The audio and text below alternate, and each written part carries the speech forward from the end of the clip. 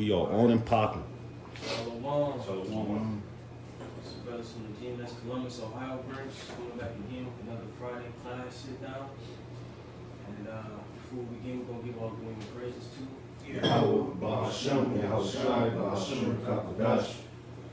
Alright, again, double honor to our beloved elders and apostles of great millstone. Shalom to all for the elect. Shalom to all the occupant Christians, truth with sincerity. And like I said again, another Friday sit down. And today we're going to go into Daniel, the 11th chapter. Now if you know, it's a huge chapter. I mean, tons and tons of history, and events. Pretty much when you come into the gist of it. Did you look up the Syrian wars? Yeah, I got it. Just so we get, just a quick.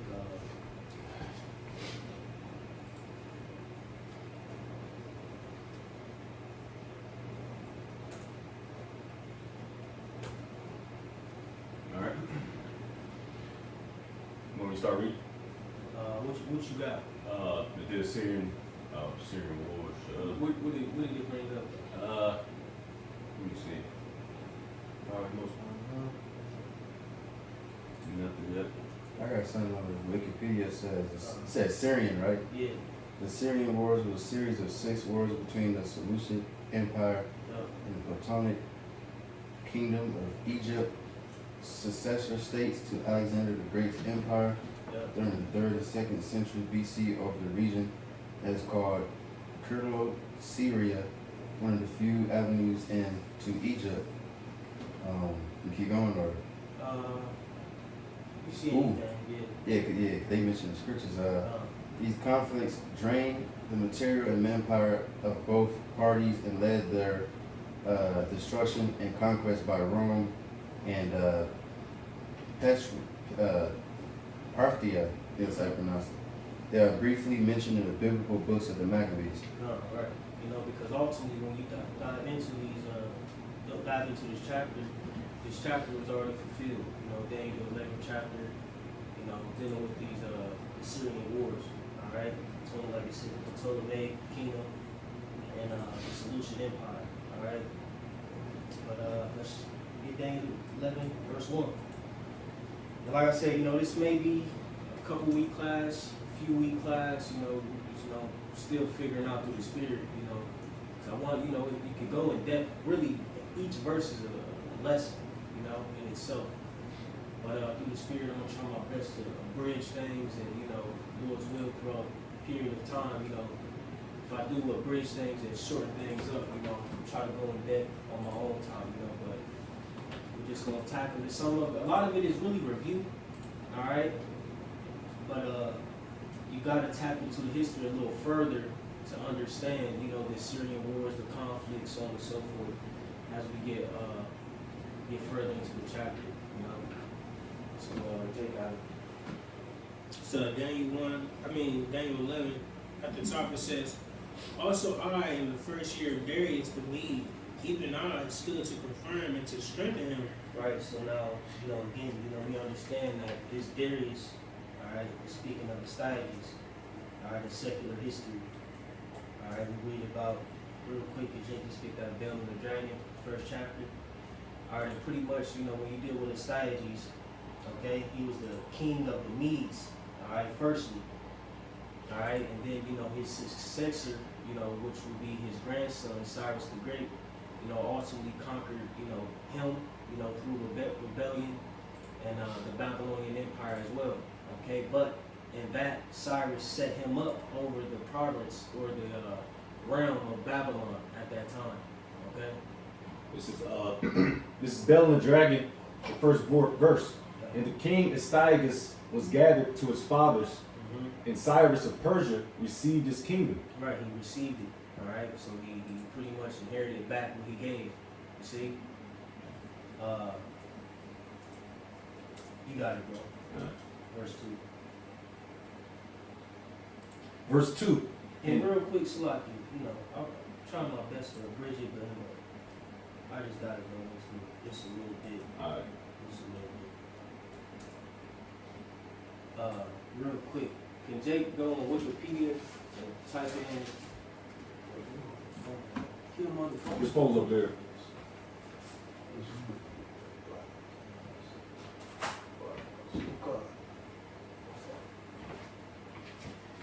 Just like I said again, so we understand who we reading about, you know. But real quick, let's inject this link on Wikipedia. I'm just gonna read a little bit about Astyages and or as some people say, Astyages, you know, etc. All right. Want me to start? Yeah, you got it. Yep. This is Astyages out of Wikipedia.com. Yeah. It says Astyages was the last king of the Median Kingdom, reigning from 585 to 550 BCE. Right. The son of Cyaxares. Yeah. He was dethroned by the Persian king Cyrus the Great. Right. Which, like I said, Astyages is his grandfather on his mother's side. So Astyages had a daughter, I believe, Maydane. All right, and Maydane, she married Cambyses the First, which was a Persian king. All right, because people will ask, how was, the two linked or etc. How were their family or kin.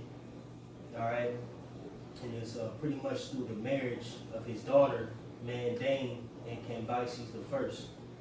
All right, which when you go into it, Cyrus ultimately had a son, which his name was Cambyses the Second. All right, so just a little backdrop on who Astyages was, and his father. His father also is mentioned in the scriptures as well. I believe what's that in Daniel the 9th chapter? Did you grab that? Daniel 9:1. This is Daniel 9:1. Yeah. In the first year of Darius, the son of Ahasuerus, of the seed of the Medes, which was made king over the realm of the Chaldeans. Right, which was made king over the realm of the Chaldeans. Like I said again, Cyrus gave him that realm to run and govern. All right, after he conquered them and after he conquered Babylon. But like I said, when you deal with Daniel 9, it says in the first year of Darius, the son of Ahasuerus, all right, of the seed of the Medes. You see, so can you go to the BLB, Quan? yeah. Daniel 9. And then when you go into the BLB, just go into Ahasuerus real quick. Because that name is written, I believe, 3 times for 3 different kings, who were written about in the scriptures. Which one again? Daniel's 9:1. Or maybe on the dictionaries. Let me see. Yeah, go to dictionaries. You know how to get there? Not. Just click the verse. Yep. And it should say dictionaries. I'm not too familiar on the computer side. Like, yeah. Yep, got it. All Then right. go to Ahasuerus and just read the first verse. All right. Or So, the first few columns. yep. Ahasuerus. There are 3 kings designated by this name in Scripture. Yep. The father of Darius the Mede, mentioned in Daniel, the 9th chapter, 1st verse. This was probably Cyaxares. I can't pronounce it. Cyaxares the First, known by this name in profane history. The king of Media and the conqueror of Nineveh. So that's how we know Darius the Mede is who? Astyages in the scriptures. All right. Well, his secular name. Mm-hmm. That's how we know that's who that's talking about. All right. And let me see. Yeah, read the second column too. Yep. The king mentioned in Ezra 4 and 6 probably. And then let me say this too. When you're dealing with the history, it's very vast. All right. And like the scriptures say, study to show thyself approved. Ultimately, our ultimate tool is the scriptures. And we use the scholars, different historians, etc., to link these things with the scriptures. But always remember, man, we go first and foremost with what the scriptures say, because history has been tainted. Records have been lost.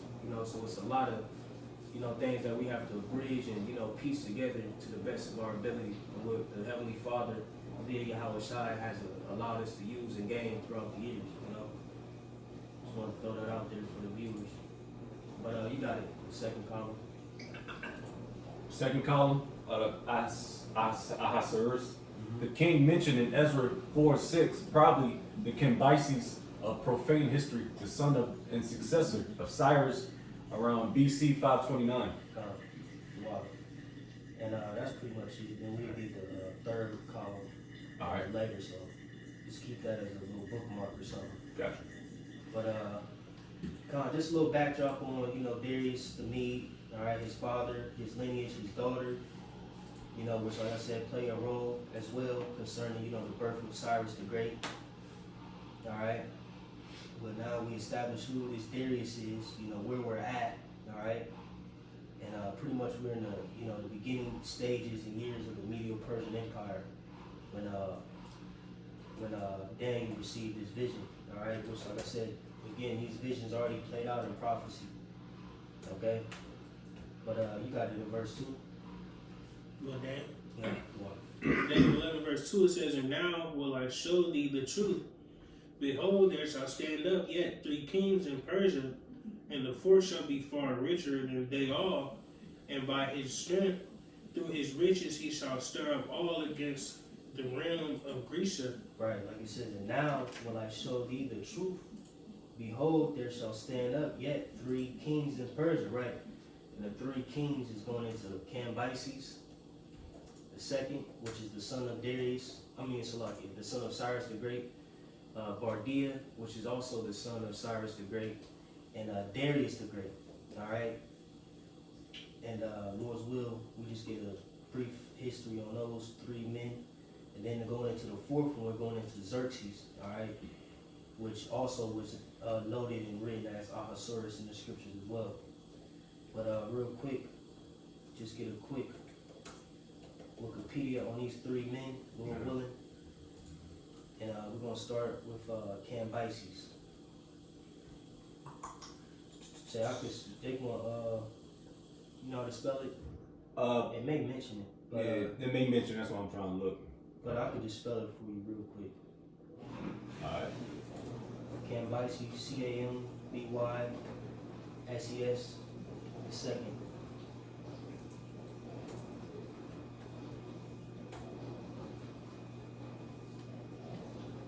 Cambyses the second. Yep. The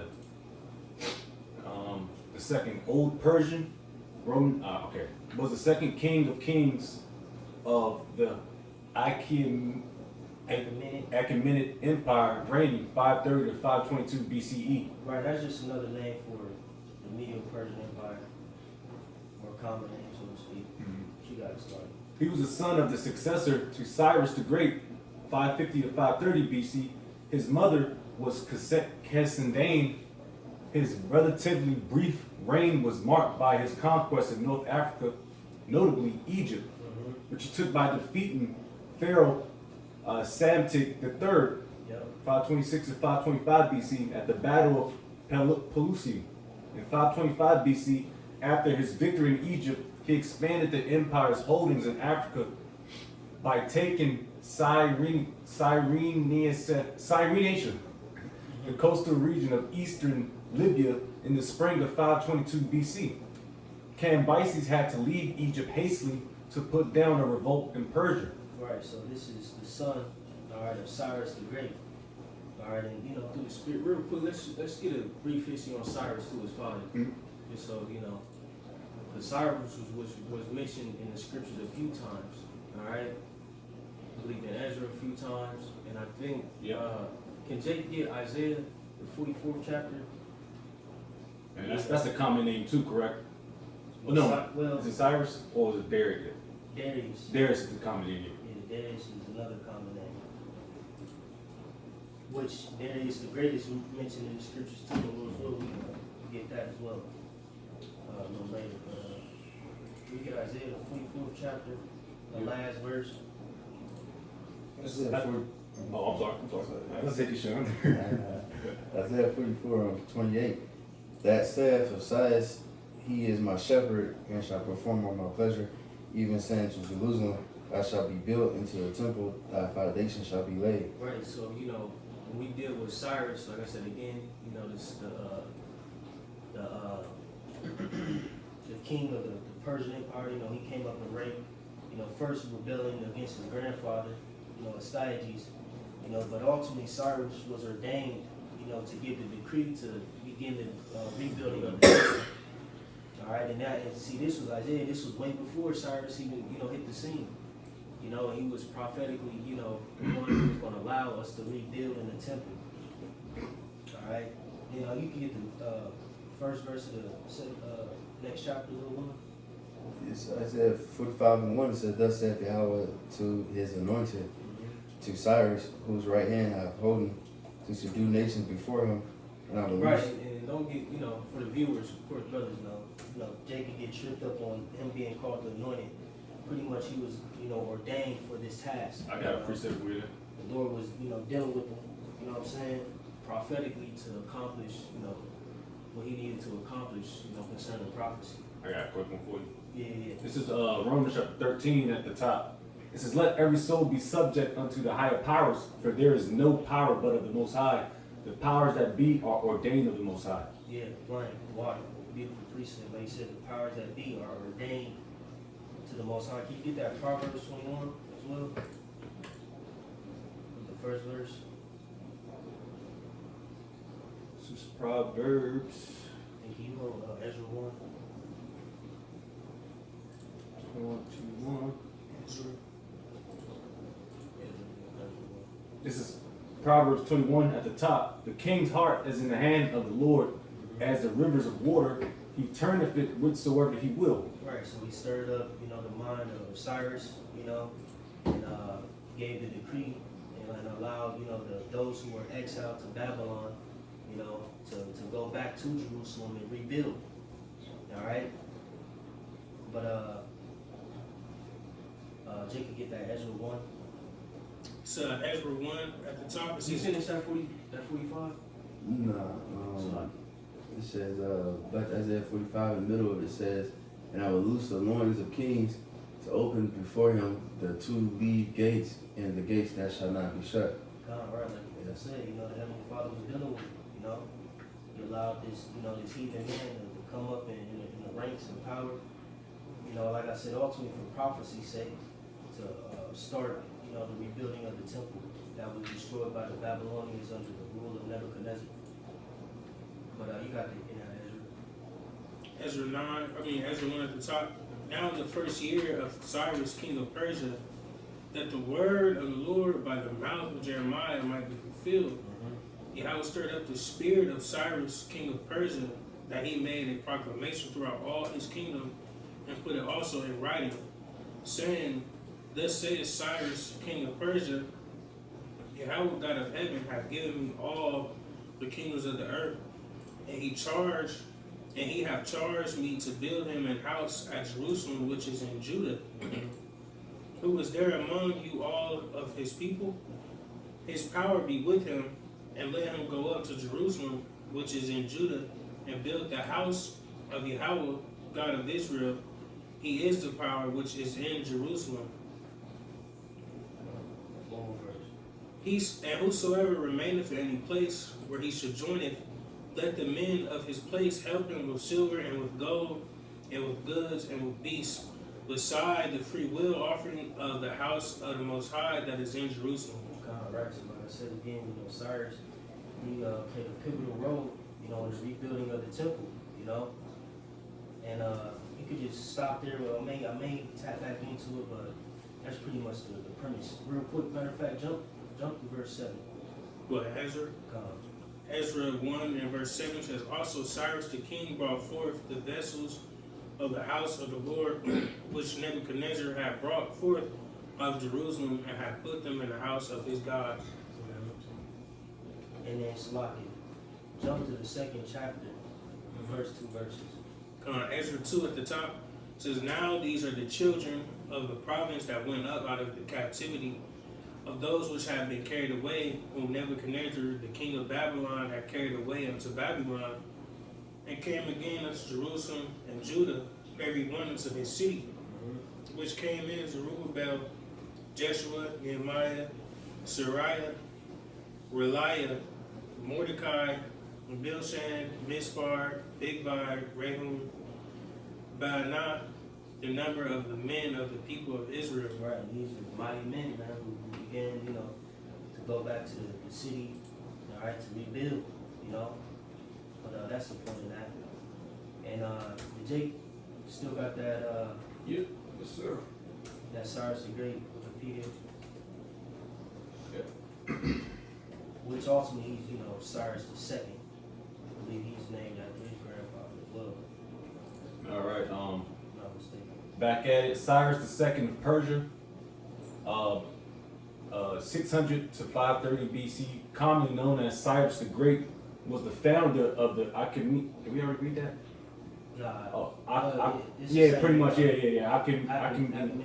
Achaemenid Empire, hailing from Persia, he brought the Achaemenid dynasty to power by defeating the Median Empire and embracing all of the previous civilized states of the ancient Near East. Right, like I said, he took down his grandfather, Astyages, first.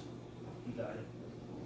Of the ancient Near East, expanding vastly across most of West Asia and much of Central Asia to create what would soon become the largest empire in history at the time.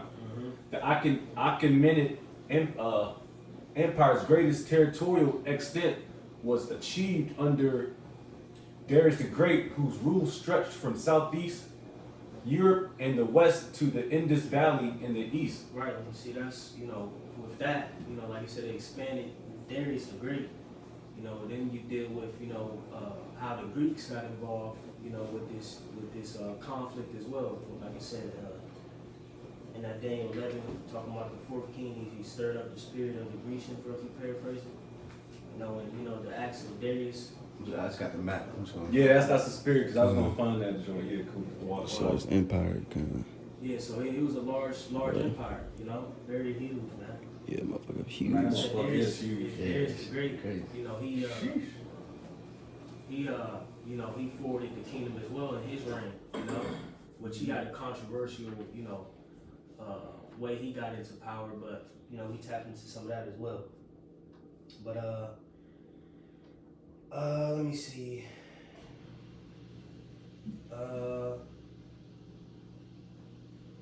That's pretty much the point. Real quick, read the second portion. Yeah, this is after observing the Median Empire, Cyrus conquered Lydia, and eventually the Neo-Babylonian Empire granted him control of Anatolia and the Fertile Crescent. Yep. Respectfully, there we go. That's all right. Respectfully, he also led a major expedition into Central Asia, where his army brought into subjection every nation without exception before he allegedly died in battle with the Massagetae, a nomadic Eastern Iranian people, along the Syr Darya in December 530 BC. However, per Xenophon of Athens, Cyrus did not die fighting and had instead returned to the capital city of Pasargadae, regardless of the date of his death. He was succeeded by his son Cambyses II, whose campaigns in the North Africa led to the conquest of Egypt, Nubia, and Cyrenaica during this short rule. Right, so now we get understanding. We understand who Astyages is. We understand who his fathers is, Cyaxares. We understand his relation to Cyrus the Great. How they are all figures in the scriptures and written about in secular history, going to show you the validity of the scriptures. And now, like I said again, we tap into the first king written about in Daniel 11 chapter. All right, now we got two more in that first portion in the last one. So let's get a quick Wikipedia of his brother, Cambyses II's brother, the son of Cyrus, Bardia, which is spelled Brdiya.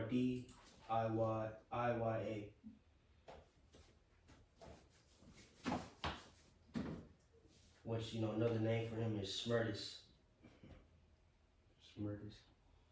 It's not popping up. I'm gonna go. Bardia, Brdiyya. Yeah, it's not popping up. It's Bardaya. Popping up Britney Spears and shit. Or type in Smears. I got it. I got it. Let me get this real quick. So Bardia. I'm not gonna use that. Bardia or Smerdis. It's Old Persian. All right. It says possibly died 522 BCE. Also named as Tani Oxyrus, Old Persian, by Ctesias, was the son of Cyrus the Great and the younger brother of Cambyses II. Both Persian kings. There are sharply divided views on his life.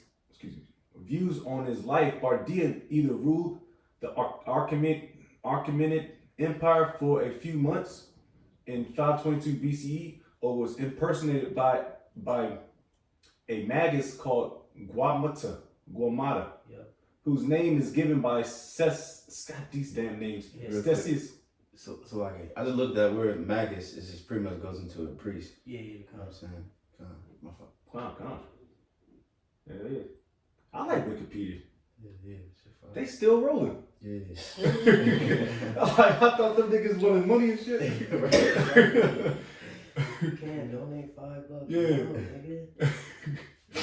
I'm just gonna show pictures and shit every once in a while. Yeah. Just pictures The of Magus people, the priest niggas. Yeah, man. So we get a visual, you know. Shit, next class, Lord's will. I'm gonna pop it up on one of these screens, so we don't have to. Can you do that? Come Lord's will, because it's a lot of information. It's just crazy. Given by Yeah, Ctesias. again, you know, for the learner, the listener, go into it for yourself. You know, whoever received this video watching, you know, like the scripture say, study to show that yourself approved. When we go into Acts the 17th chapter, it acknowledges the church of Berea, who searched out the scriptures. You know, so sometimes you you dive into it, man. Sometimes you get you a little young, and just go down that rabbit hole. You know what I'm saying? Late night. Under your covers, you know what I'm saying? And you just, and then it be fire after a while. Sometimes it be burdensome to the flesh, but then you be like, shit. Yeah. Start connecting the dots, you're like, oh, fuck. Yeah. Like, oh, man, that shit's crazy. Yeah. And like I said, it just helps, prove the validity of the scriptures further. And that's a faith booster. A lot of people say, oh, no, this, like people say Darius to me is a fictional dude.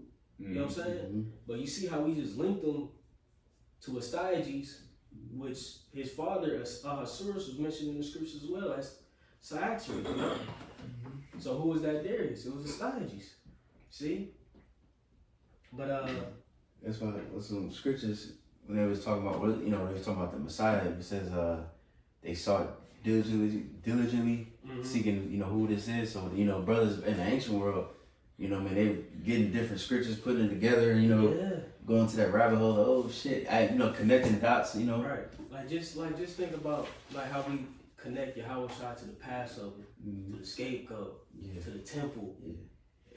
Like they had to really sit down. Like, oh, you know what I'm talking about? Like, oh, how we did last class, the fiery serpent. You know what I'm saying? Like that's a lot. Like you feel me? Yeah.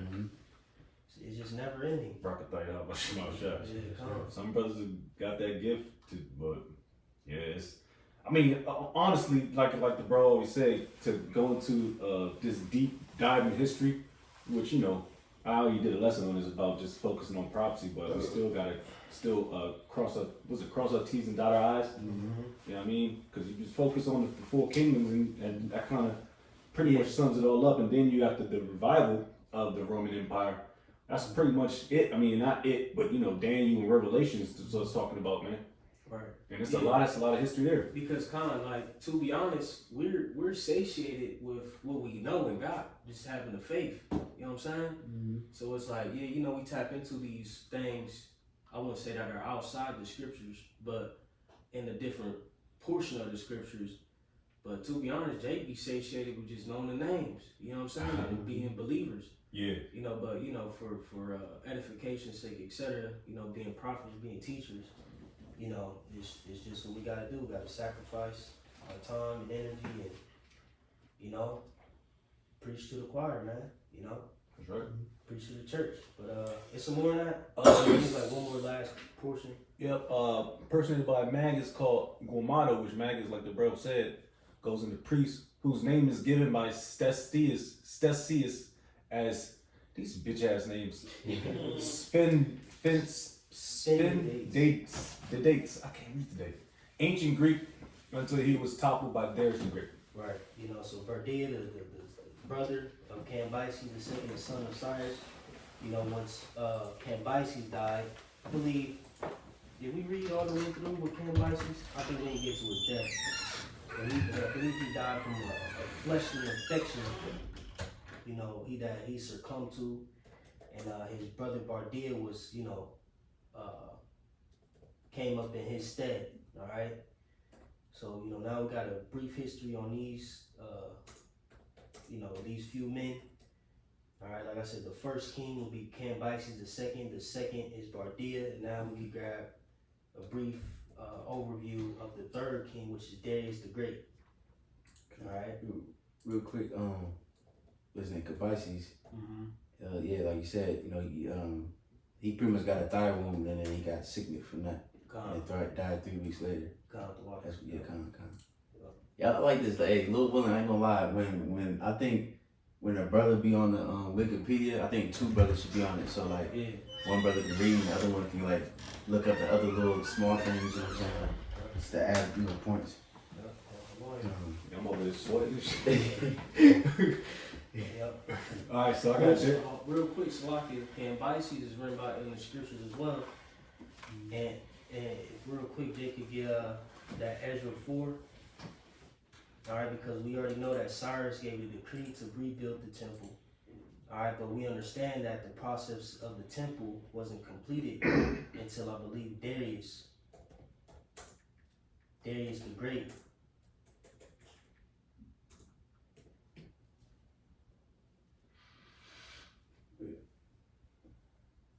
Ezra 4 and Salaki.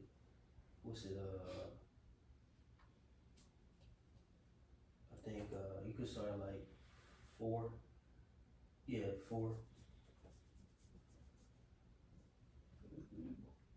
Ezra 4 and 4. You guys, count that yet, my fault. Yeah, I got it. Oh, count. Ezra 4 verse 4. It says, "Then the people of the land weakened the hands of the people of Judah and troubled them in building." Right, so we understand that those people of the land, we're talking about the heathen, that were ultimately swapped, you know, for the northern tribes, you know, during the time of, you know, the Assyrian Empire.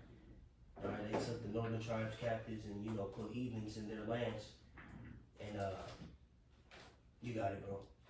It says, verse 5, "And hired counselors against them to frustrate their purpose all the days of Cyrus, king of Persia, even until the reign of Darius, king of Persia." Right, so you have people conspiring against us, you know, rebuilding the temple, you know, etc., sending letters, all right, to, you know, Cambyses, you know, why they shouldn't, you know, which is going to read, you got it.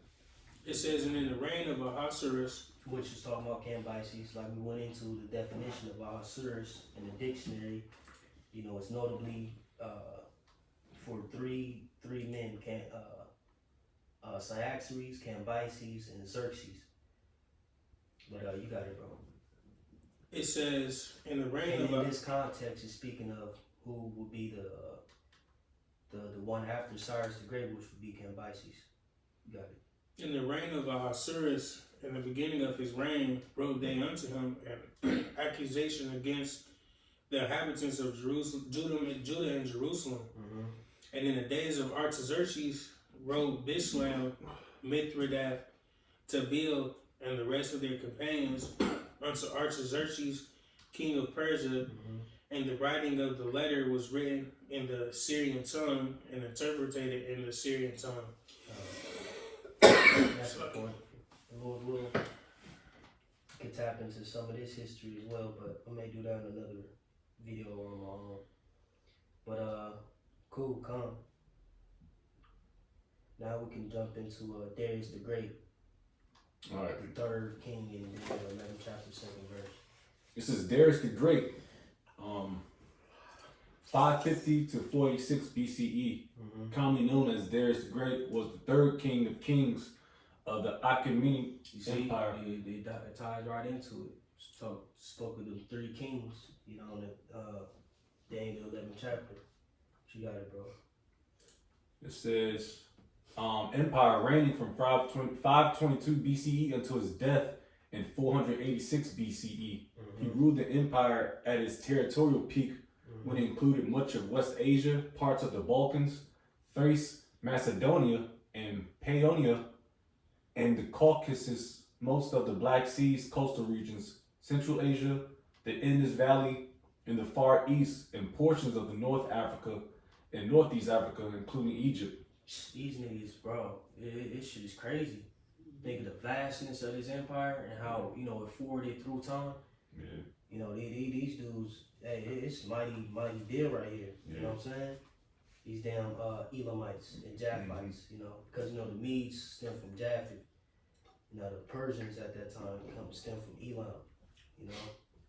But, yeah, they was getting busy. And like I said, it said when it included much of West Asia, parts of Balkans, Thrace, and Macedonia, all right, which when you deal with that, now you start to tap into how, you know, they were ruling over a portion of the Greeks, all right, because prior to, you know, the Greek Empire, you know, the Greek Empire had, you know, the Greeks at that time, the Edomites, the Macedonians, etc. They just had city-states. You know, so you had Macedon, you know, you had Thrace, you had Greece. Look like the Balkans as well. You know, but you know, you had them different Greek lands, and they were just, you know, Athens, you know, so on and so forth. You know, Sparta, you know what I'm saying? You had different Greek lands, and then under, I believe, Philip, all right, Alexander the Great's father, that's when the Greek Empire, you know, stemmed forth as a conglomerate, you know what I'm saying? From Macedon. Right, because like I said, the Persians under Darius, you know, had parts of Thrace and Macedonia that they had conquered, you know, and pretty much, you know, through that, you know, they had put heavy taxation on the you know, Greeks at that time were the ones in that land, and you know that sparked a revolt. All right, but we tap into some of that with Xerxes. Can you read the second column of Qushah? Yep.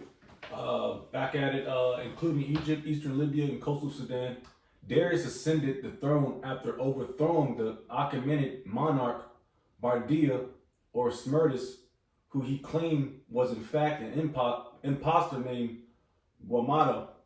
The new king met with rebellions throughout the empire, but quelled each of them. A major event of Darius' career, described in Greek, his historiography, was his punitive expedition against Athens and Atria for their participation in the Ionian revolt. God, and can you click on that Ionian revolt? Because like I said, that's going to spark, you know, the conquest of Xerxes, and you read about that, or not read about it, but that's exactly what happened during the movie of 300. That's why Xerxes came and, you know, was, you know, coming against, you know, them Greeks, you know, but pretty much, you know, like I said, his father, you know, had, you know, portions, you know, of the Greeks, you know, their lands, and, you know, had taxation, etc. And, you know, he would set up tyrants of the Greeks to rule over the people. And I forget the one tyrant, it may mention him in that Ionian revolt passage, but pretty much he I think it will. Just read that bubble shot. This is the Ionian revolt and associated revolts. Jake getting the understanding though, like the connections and the history. Oh yeah, it's just all right. they're trying to take notes and crazy. The timeline is crazy. The Ionian revolt and associated revolts in Aeolis, Dor, Cyprus, and Caria were military rebellions by several Greek regions of Asia Minor against Persian rule, lasting from 499 BC to 493 BC. At the heart of the rebellion was the dissatisfaction of the Greek cities of Asia Minor. So that just ties in the whole system, man. You know, the Babylonian, the Persians, Medes, the Greek, and then the Roman. because they still gotta just like how America was built, they was built little by little Yeah. with the Israelites, and then Esau came, and then that's when it started the whole thing, man. So Yeah. it ties in perfectly. Yeah, everything, rose together, Mhm. one domino after another. But you got it, bro. This is And then ultimately, this all sets up the Hellenization, of the Israelites. Yep. So all this had to happen. It says Darius organized the empire by dividing it into administrative provinces, each governed by a satrap. A satrap was a governor of the provinces of ancient Median Persian. It tells you that in I believe Daniel the 5th chapter, verse 1, I believe. Yeah, I think so. Or 6. He organized Achaemenid coinage as a new uniform monetary system, and he made Aramaic a co-official language of the empire alongside Persian. He also put the empire in better standing by. Where you at? With Darius? I'm still with Darius. Okay, come. He says standing by improving roads, introducing standard weights and measures. Through these changes, the Achaemenid Empire became centralized and unified. Darius undertook other construction projects throughout his realm, primarily focusing on Susa, Pasargadae, Persepolis, Babylon, and Egypt. He had an inscription carved upon a cliff face of Mount Behistun to record his conquest, which would later become important evidence of the old Persian language. Now, can you jump back to the Ionian Revolt? Yep. Back at the Ionian Revolt? Yep. The Ionian Revolt and associated revolts in Aeolis, Doris, Cyprus, and Syria were military rebellions by several Greek regions of Asia Minor against Persian rule, lasting from 499 BC to 493 BC. At the heart of the rebellion was the dissatisfaction of the Greek cities of Asia Minor. That's pretty much it. No, keep going. Oh, keep reading, Salaki. Okay. You said Asia Minor with the tyrants. Just stop there. Yeah, it kind of stopped, so I have to kind of find it where I can run. Yeah, just keep on reading, Salaki. Yeah. All right. At the heart of the rebellion was the dissatisfaction of the Greek cities of Asia Minor with the tyrants appointed by Persia to rule them, along with the individual actions of two Milesian tyrants, Histiaeus and Aristogoras. The cities of Iona had been conquered by Persia around 540 BC, and thereafter were ruled by native tyrants nominated by the Persian satrap in Sardis. In 499 BC, the tyrants of Miletus, Aristogoras, launched a joint expedition with the Persian satrap Artaphernes to conquer Naxos in an attempt to bolster his position.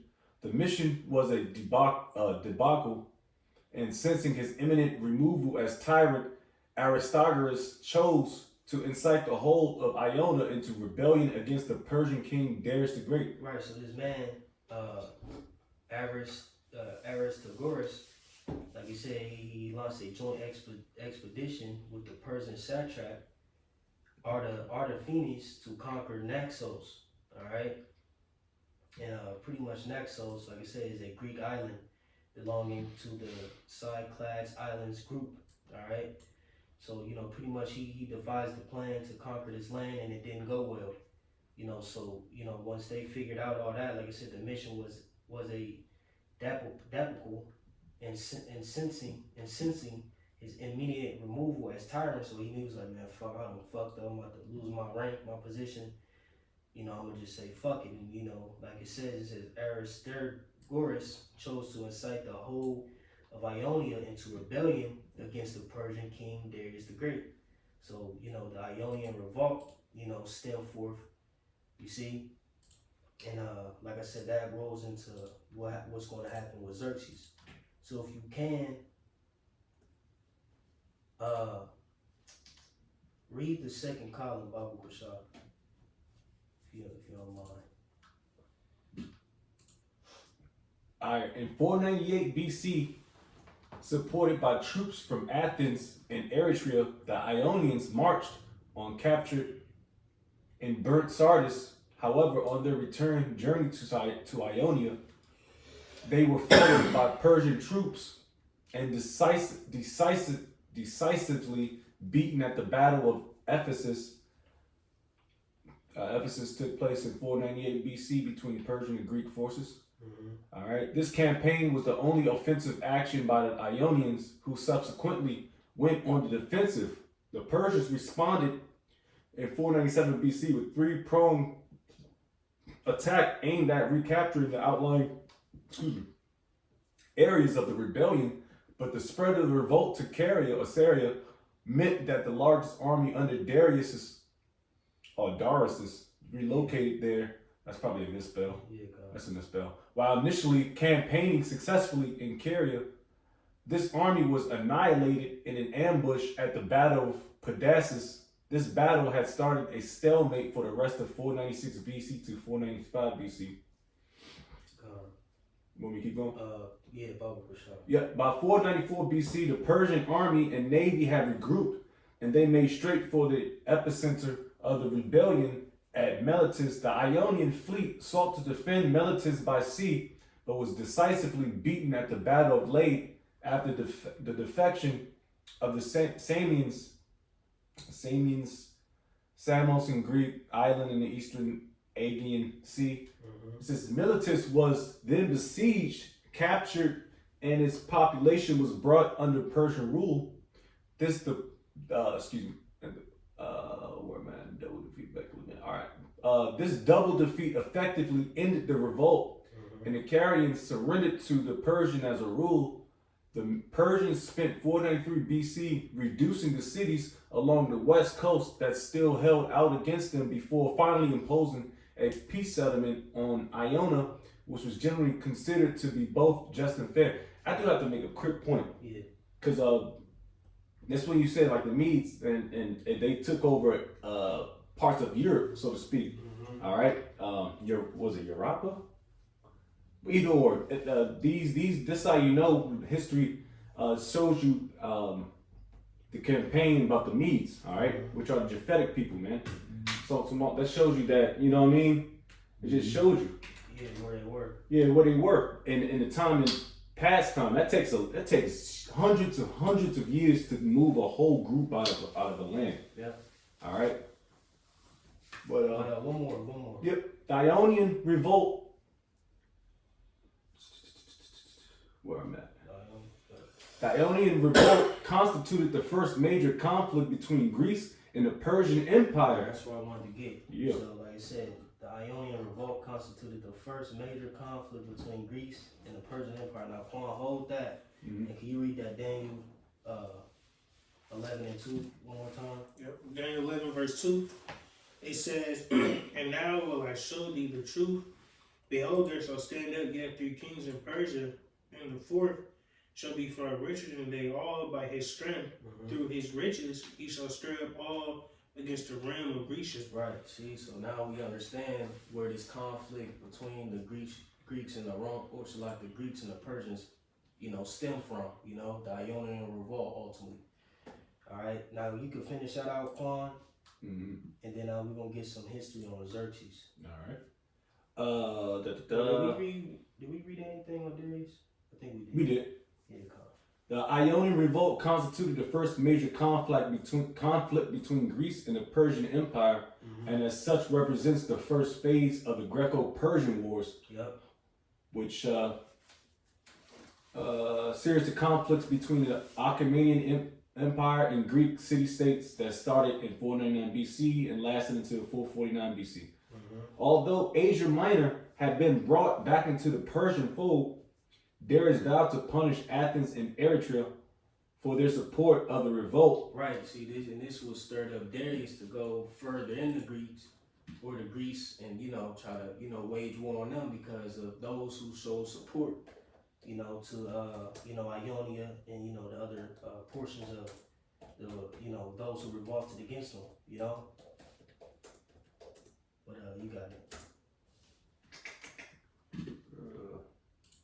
It says, Eritrea for their support of the revolt. Moreover, seeing that the myriad city-states of Greece posed a continued threat to the stability of his empire, according to Herodotus, Darius decided to conquer the whole of Greece in 492 BC, the first Persian invasion of Greece.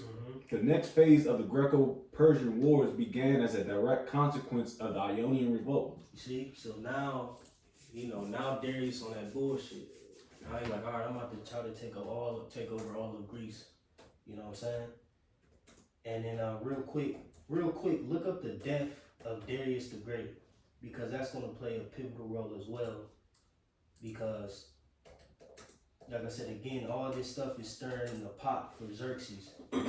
Darius's conquest, the revolts, how the Greek or the Greco-Persian War started, and where was Xerxes' mindset. Like I said, you see a little bit of that in that movie 300. You know what I'm saying? Back to Wikipedia, go down to death and succession. It says after becoming Darius, right? Yeah. Darius the Great. Oh yep. Says after becoming aware of the Persian defeat at the Battle of Marathon, Darius began planning another expedition against the Greek city-states. This time he, not Datis, would command the imperial armies. Darius had spent 3 years preparing men and ships for war when the revolt broke out in Egypt. This revolt in Egypt worsened his failing health and prevented the possibility of his leading another army. Soon afterwards, Darius died after 30 days of suffering through an unidentified illness. Yep, particularly due to his part in crushing the revolt at about 64 years old in October 486 BCE. All right, so now we can look up Xerxes in the Wikipedia. Xerxes the First.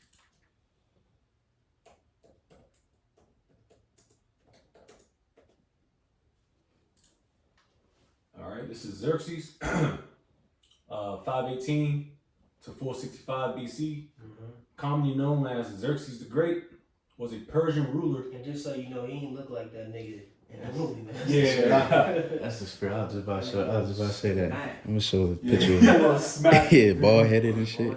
Yeah, bald headed shit. Nigga look mighty as he got beard and shit, you know? Yeah, you gotta look like he got some. Yeah, he was mighty. Yeah. Men had beards then, man. I don't, this new age shit with the U.S. and all that shit. Nah, men and warriors had beards. Yeah. Kings had beards. Rulers had beards. Every man, if he can grow his beard, should have a beard. If a nigga cutting his beard off, man, that shit is Going off, man. And niggas be smacked. Punch ins and shit. Yeah. It's another picture. But you got it, Quan. It says Xerxes the Great was a Persian ruler who served as the fourth king of kings. See, Daniel 11 and 2. You talk about the fourth king, then came up with fourth one. You got it, bro. It says king of kings of the Achaemenid Empire, reigning from 486 BC until his assassination in 465 BC. He was the son of Darius the Great and Atassa, a daughter of Cyrus the Great. In Western history, Xerxes is best known for his invasion of Greece in 480 BC, which ended in Persian defeat. Xerxes was designated successor by Darius over his elder brother Artaxerxes and inherited a large multi-ethnic empire upon his father's death. He consolidated his power by crushing revolts in Egypt and Babylon and renewed his father's campaign to subjugate Greece. Right, and just real quick, just to note, because we're dealing with this timeline and these different, lineages, etc. So this is a real quick, let me look it up. Jacob look this up so we understand.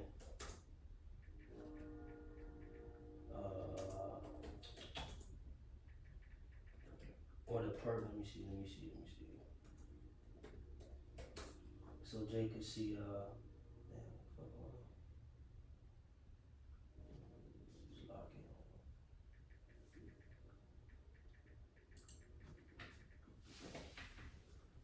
I'm about to see this, can, Zaquan. Mm-hmm. I'm about to put this photo in the chat or this link, so Jay can see the and Jay can always look it up too. You know, brothers who watch this chart. You know, so we see, you know, the line, the lineage, the connections, you know, et cetera, you know, between the different rulers. 'Cause like you said, Atosa is the daughter of Cyrus the Great, where she married Darius the First, or Darius the Great, and then between that two, they had Xerxes the First, and then you read about Artaxerxes, etc. You know, but just so Jake, you know, can see it, and if Jake want to look at it too, you know, Jake can see it. But you know, Quan, you got it, Quan. It's a lot of information, bro. Where we at on time? Because once we get that, 55, something like that. oh god, dang. All right, yeah, just we breeze through Darius, and I'm gonna just, Lord will, I'm gonna just run through like 3, 4, and 5, and then we just gonna call it that, and you know, Lord's will, I'm gonna see how I can, you know, in the next round, just try to, you know, go through this quicker. Lord willing, we'll see. But you got it, Quan. Yep. Xerxes was designated successor by Darius over his elder brother Artaxerxes and inherited a large multi-ethnic empire upon his father's death. He consolidated his power by crushing revolts in Egypt. Right, and that's what made him so rich. You know, he had inherited a lot. You know, the you know, different conquests, etc. that his father Darius had went out and saw.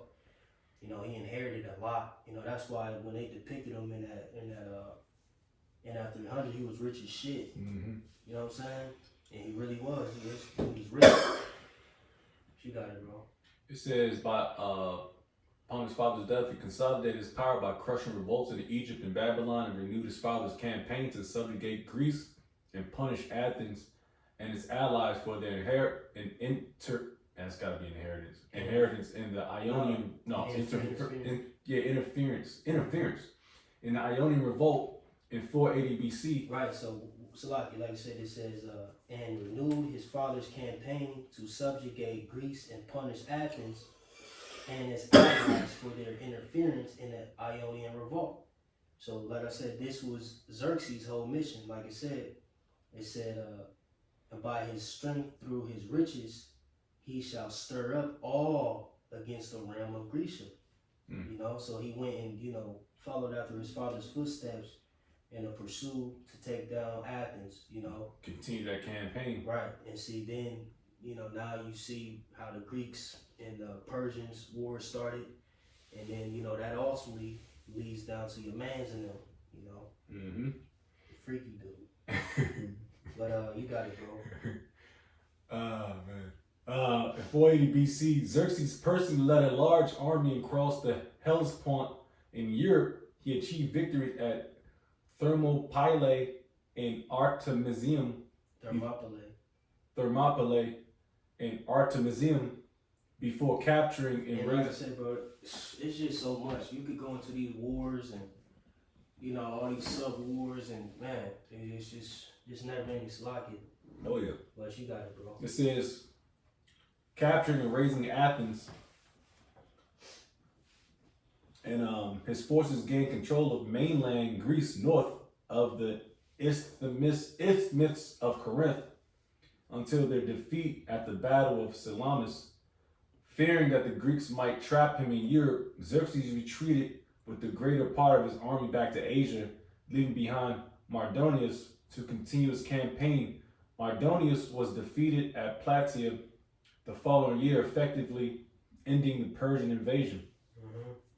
After returning to Persia, Xerxes dedicated himself to large-scale construction projects, many of which, Bob the Builder head-ass nigga, many of which had been left unfinished by his father.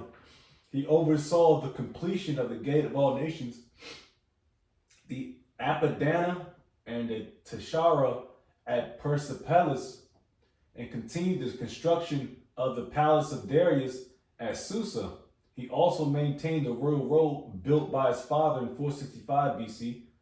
Xerxes and his heir Darius were assassinated by Artabanus, the commander of the royal bodyguard. He was succeeded by his third son, who took the throne as Artaxerxes I. See? Mm-hmm. So boom. Nice bridge. Yep, that's where we at. So now we can read Daniel 11 and 3. See that first two verses, and really going further into that. But real quick, I did make a point about Darius being written in the scriptures, so I do want to prove that. And can Jay get First Ezra's, the 3rd chapter, the 1st verse, and then you could jump. Then you can jump to or is it the fourth chapter? Yeah, Jake just read First Ezra 3 and 1. This first Ezra 3 and 1 says, now when Darius reigned, he made a great feast unto all his subjects, and to all his household, and to all the princes of Media and Persia. Right, and this is talking about Darius the Great, you know? And then, like I said again, Xerxes written in the scriptures as well when you read the book of Esther. You know, that Ahasuerus was speaking of Xerxes. Alright, Xerxes the first. So in this context, it's speaking about Darius, and when you deal with it, pretty much, you know, he was chatting, you know, between his peers and all that, and pretty much he was willing to reward, you know, a man, in his courts. I believe it was a bed chamber, something like that. To, you know, whoever comes up with a wise saying, you know, would be rewarded. Oh yeah, damn. And then I believe it was Zerubbabel, if I'm not mistaken, who came up with a wise saying, you know, like you said, men are, you know what I'm saying, you know, Jake remember the count. Yeah. Came up with the wise sayings, you know, Right. he and the women. So who the strongest? Yeah, Woman, yeah, king, yeah. Oh yeah. But like you said, the truth yeah. is the strongest. Yeah. And Darius was impressed, you know, with his knowledge and wisdom. And he awarded him, To be in his top well, he awarded, this, so like I'm trying to find it exactly, I think it's in 4. Yeah, I can get it. I think, I yeah, think I'll first be covered. Ezra's 4. Start at 42, Lord's will. Dave, chapter 4. Nah, first Ezra's 4. Yeah, right here. First Ezra 4 and 42. Then said the king unto him, ask what thou wilt more than is appointed in the writing, and will give it thee, because thou art found wisest, and thou shalt sit next me. Wait, thou shalt sit next me. That's how it's written. So like it shall be called my cousin. Right. This is, you know, someone close to him. Then said he unto the king, remember thy vow, which thou hast vowed to build Jerusalem in the day when thou camest to thy kingdom. Because like I said again, you know, that Cyrus, when, you know, Cyrus on the scene, that's when the beginning of the building started. But it was halted during the time of Cambyses, you know, he received them letters, you know, etc. And pretty much it had stopped, you know, for a period of time until Darius the Great, you know, came into power. You know, but you got it. He pretty much brought it back to his remembrance. And it's, you know, you got it, Paul. It says, and to send away all the vessels that were taken away out of Jerusalem, which Cyrus set apart when he vowed to destroy Babylon, and to send them again thither. Thou also hast vowed to build up the temple which the Edomites burned when Judea was made desolate by the Chaldeans. It says Psalms 137. Because Esau was in the midst of, you know, us being burned. Well, the temple being burned down. You damn Edomites. Yeah. It says, and now, O Lord King, O Lord the King, this is that which I require, and which I desire thee, and this is the princely liberty proceeding from thyself. I desire therefore that thou make good thy vow, and the performance whereof with thine own mouth thou hast vowed to the King of heaven. Then Darius the king stood up and kissed him and wrote letters for him Yeah, until. like I said, you gotta think again. These dudes are rich. This dude had money on him. You know what I'm talking about? So you know him funding it and all that. It was Nathan really. You know what I'm saying? You got it. It says Kism wrote letters for him unto the treasurers and lieutenants and captains and governors that they should safely convert all their way, both him and all those that go up with him to build Jerusalem. He wrote letters also to the lieutenants that were in Syria and Phoenix. Sorry about that, it's like it. And unto them in Lebanus, that they should bring cedar wood from Lebanus unto Jerusalem, and that they should build the city with him. That's pretty much the point. But I just wanted to prove that real quick through the spirit. And like I said again, you know, for time's sake, you know, we tap into the book of Esther, you know, and dealing with that source and that verse, you know, Mordecai and all that is dealing with Xerxes, you know, who was the husband of Esther, you know. Which that was her heathen name, correct? Yeah, that was her Islam name, Star. Yeah. If I'm not mistaken. Yeah. But alright, they can read Daniel 11. Let's read to it's a lot, y'all, man. You know. That's just something Have mercy upon Jake. Just read 3, 4, and 5, and then you know, I just go into a brief real quick. Daniel 11, verse 3 says, "And the mighty king shall stand up, that shall rule with great dominion, and do according to his will. And when he shall stand up, his kingdom shall be broken, and shall be divided toward the four winds of heaven." Right now, you know, this talking about, you know, your man Alexander, you know, Alexander the Greek. Alright? You know, like you said, stand up in great power. Real quick, can we just get a quick Wikipedia on him too? Of course.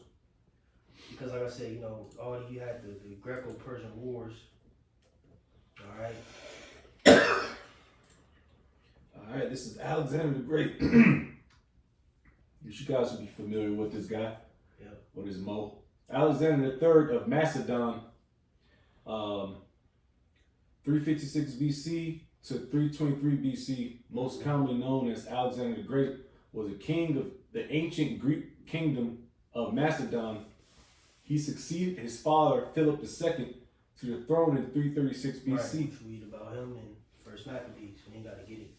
But you got it.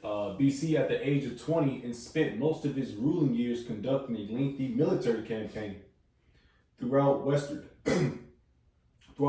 Asia, Central Asia, parts of South Asia, and Egypt. By the age of 30, he had created one of the largest empires in history, stretching from Greece to northwestern India.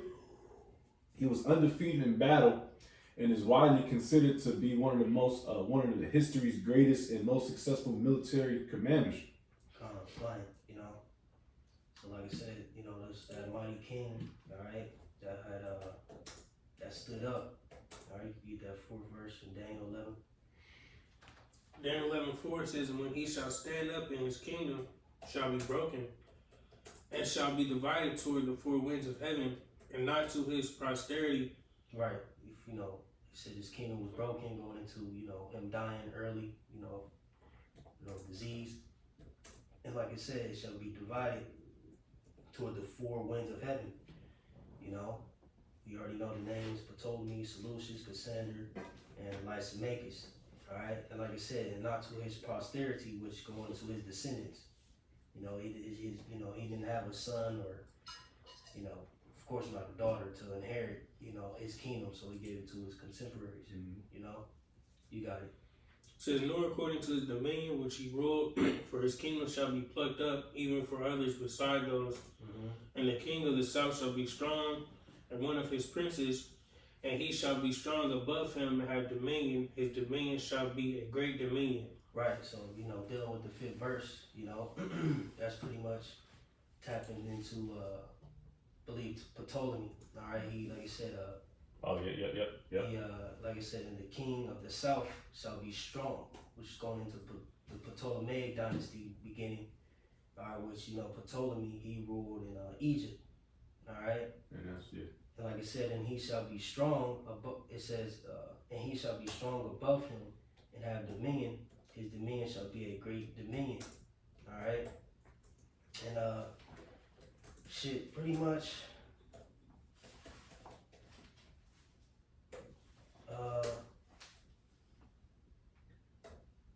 But Antiochus just came out of told him that. nah, solution. Nah, so like I said, and the king of the south shall be strong is going in for Ptolemy.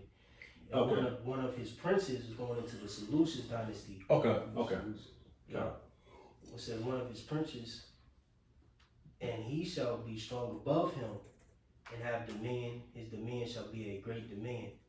Right? You know, then you get the Antiochus. That's yeah. Okay, so he came out of I thought he came out of Ptolemy. Nah. Okay. Seleucus. No. And then, like I said, even just this verse is like The Empire. You know what I'm saying? A lot, but real quick, This shit blurry. what you looking up? The Potomac, whatever fucking pronounce niggas. Empire. The four generals. And I got the Potomac Empire, the map. Can you look up the four generals, like their map, Yeah. Oh, okay. like the you know where they reigned and all that? These four generals, one, so we get an idea of like I said, his kingdom was spread to the four winds, conquering south, west, east, and north.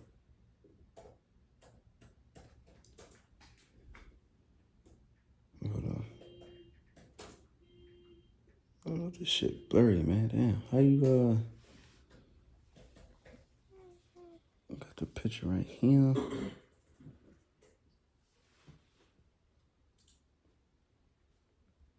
Yeah. There you go. I got one right here.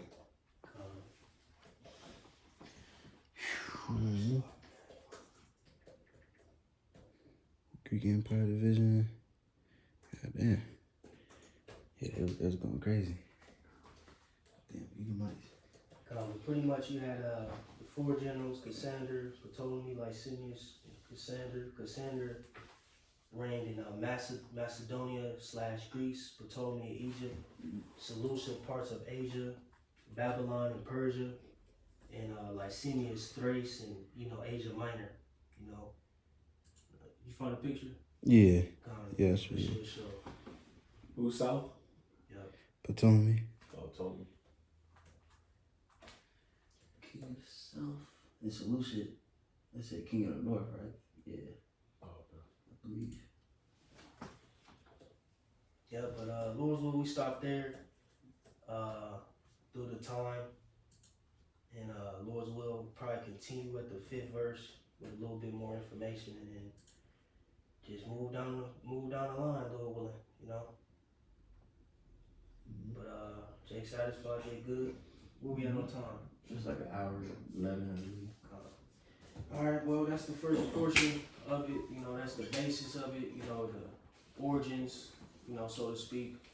So Salakia, man, a lot of history, a lot of things to tie into, a lot of, things to bridge, and things, that ultimately you gotta establish to understand, this chapter, So with that, Lord's will is edifying to those who may receive it. Gonna give all glory and praises to Yahweh, Ba'ashem, Yahushai, Ba'ashem, Kakudash. One Shalom, elders and apostles, the great millstone. Shalom to all who elect. And shalom to all the Akim pushing this truth with sincerity. Shalom.